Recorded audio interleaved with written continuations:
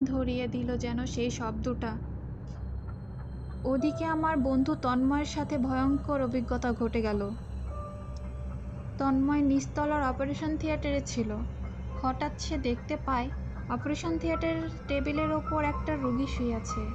সে ভাবে আমরা হয়তো কেউ মজা করছি, কিন্তু রোগীর গলায় আস্তে আস্তে একটা অদ্ভুত গোঙানির শব্দ আসছিল। তন্ময় ক্যামেরা তুলেই ছবি তুলতে গেলে হঠাৎ করে রোগীটা চোখ মেলে তাকায়। সাদা চোখ, রক্তে ভেজা গাল আর একটা ছেঁড়া অক্সিজেন মাস্ক। তন্ময় আতঙ্কে দৌড়ে বেরিয়ে আসে। ওদিকে রাহাত ও জুবায়ের দুজন তখন দ্বিতীয় তলার ওয়ার্ডে ছিল। হঠাৎ একটা বাচ্চার কান্নার শব্দ পায়। খোঁজ করতে করতে একটা রুমে গিয়ে দেখে একটা ছোট মেয়ে পেছনে ফিরে বসে আছে। জুবায়ের সাহস করে জিজ্ঞাসা করে, তুমি এখানে একা? তোমার বাবা মা কোথায়? মেয়েটা কিছু না বলে আস্তে আস্তে ঘুরে দাঁড়ায়। মুখটা আধমুখ পোড়া, এক চোখ নেই, আর হঠাৎ করে চিৎকার দিয়ে বলে, তোমরা চলে যাও, এরা ফিরে এসেছে।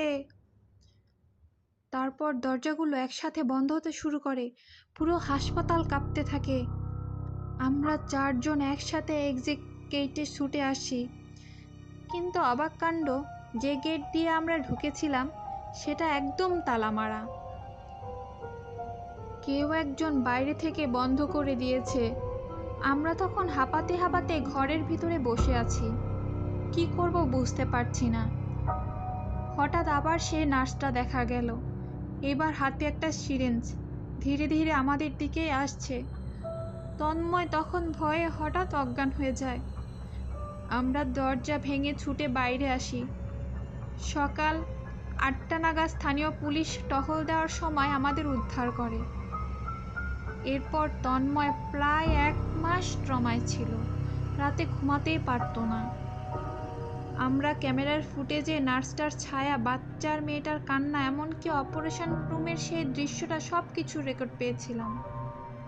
কিন্তু কি অদ্ভুত কারণে ফুটেজগুলো এক এক করে ডিলিট হয়ে যেতে থাকে। ডিভাইস হ্যাং করে যায়, কোনো ব্যাকআপই রাখা যায়নি।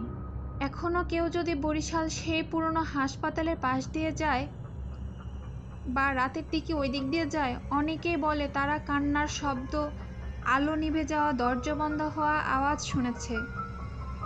আমরা তো জীবিত বেরিয়ে এসেছি, কিন্তু কে জানে যারা ওখানে থেকে গেছে তারা কি এখনো সেই হাসপাতালেই আছে।